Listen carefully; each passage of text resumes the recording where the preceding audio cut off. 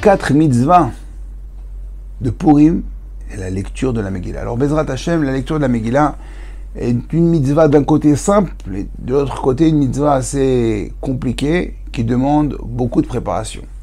Alors, c'est vrai qu'à la veille de Purim, on se prépare, on réfléchit, le déguisement, Michelor Manot, qu'est-ce que je vais envoyer cette année, comment je vais préparer le michté, qui je vais inviter, quelles entrecôtes on va acheter. Et qu'en est-il de la Kriyat Megillah, de la lecture de la Megillah? Il faut se préparer. C'est vrai qu'on pourrait croire que tu viens à la synagogue le soir, le matin, tu t'assois, t'écoutes, un quart d'heure, 20 minutes, une demi-heure, 1 heure pour les plus marmires, et puis voilà, c'est bon, la mitzvah est faite à l'année prochaine. Non, il faut se préparer à Bota. Alors, Bezrat Hashem, on va essayer ensemble, peut-être une série de plusieurs cours, Blineder, sur comprendre un petit peu le texte de la Megillah, qu'est-ce qui se passe. Parce que la Megillah, si on analyse, on aurait pu croire que c'est un Disney. Pourquoi? Il y a des méchants, il y a des gentils, il y a un roi, une reine, une princesse. Les méchants, ils veulent tuer les gentils ils vont essayer de se défendre. Et puis les gentils, ils vont gagner, ils vont tuer les méchants. Et le méchant, il va se faire pendre, et la princesse, elle va gagner. Bref, ça se finit par un happy end. Rien d'extraordinaire. Dans la Megillah, tout s'explique naturellement. Des coïncidences, des hasards, il l'a rencontré, il l'a vu, il l'a entendu, tac, tac, voilà. En un quart d'heure, on a raconté l'histoire de la Megillah. C'est super, c'est la Megillah. Mais en fait, la Megillah, c'est quoi? La Megillah, c'est retrouver Hachem dans l'histoire de la Megillah. La Megillah à Botaï, c'est notre histoire. L'histoire la plus banale, ce qui peut se passer tous les jours dans notre vie. Le mot Megillah, ça vient dire, c'est dévoiler en hébreu. Les galotes. Esther, c'est caché. Megillat Esther, on doit dévoiler ce qui est caché. Qui est caché? Qu'est-ce qui s'est caché? C'est Kadosh Baruch Hu. On est dans le Esther Panim. Kadosh Baruch Hu est caché dans toute cette histoire. Et le but du jeu, c'est de le trouver. Alors, on peut dire que tout est passé par Mikré.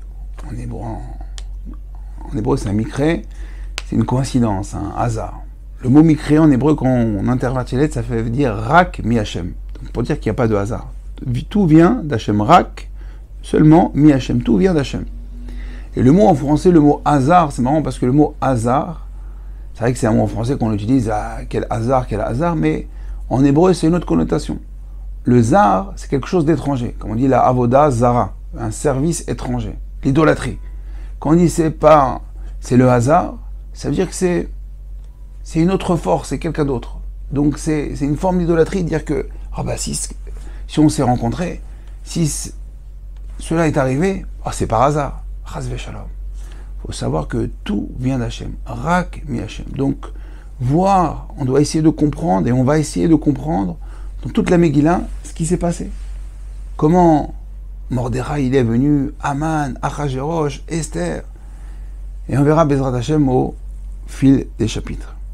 Donc Megillat Esther, on a dit, c'est dévoiler ce qui est caché. Regardez rien que le mot Megillah, en lui-même, il renferme déjà toutes les mitzvot de Purim. Megillah, donc le mot Megillah, c'est la Megillah.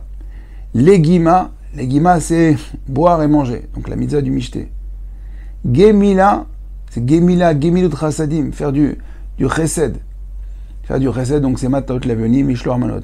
Et Glima, c'est aussi une tunique, un costume, donc se déguiser. Ah, ça c'est un mot de la Megillah. Donc comment, déjà dans un mot, on a tout ce que ça peut renfermer. Alors Bezrat Hashem, il faut, la mitzvah de la Megillah, c'est d'abord s'asseoir, écouter. On verra que c'est pas facile de se taire, s'asseoir, on te dit, assis-toi, tais-toi, écoute. Aujourd'hui, c'est plus que incroyable de s'asseoir et écouter.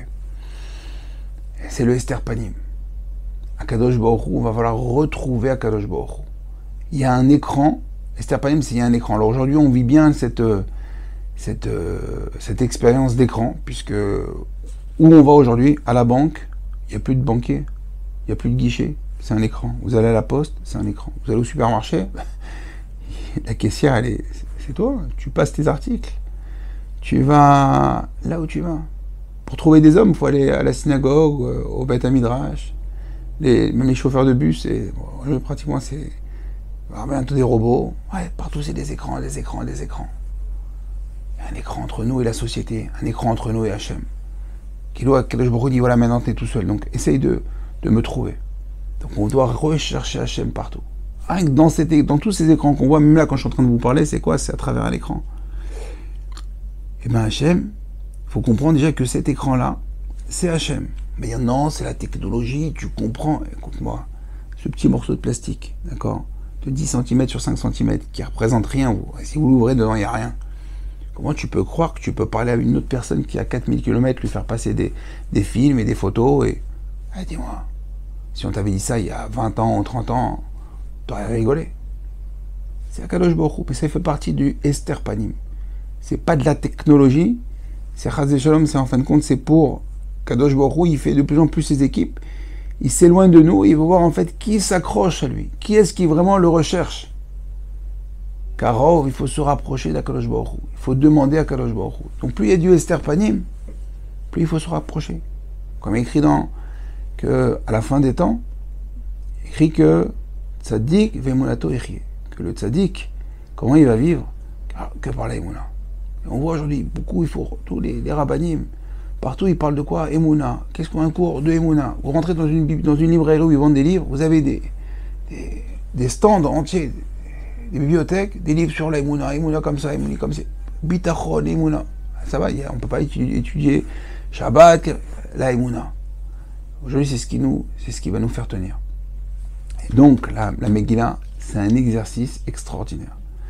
Donc, je vous dis, la Megillah, on peut la lire du début jusqu'à la fin et voir que c'est un très joli conte de fées, le roi, la reine et la princesse.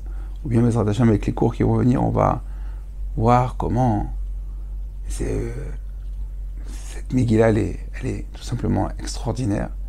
Et non seulement elle va nous changer notre Purim, elle va nous changer notre vie, parce que grâce à la Megillah, on va voir que dans notre vie, tout ce qui se passe, tout notre quotidien, eh ben, c'est comme la Megillah.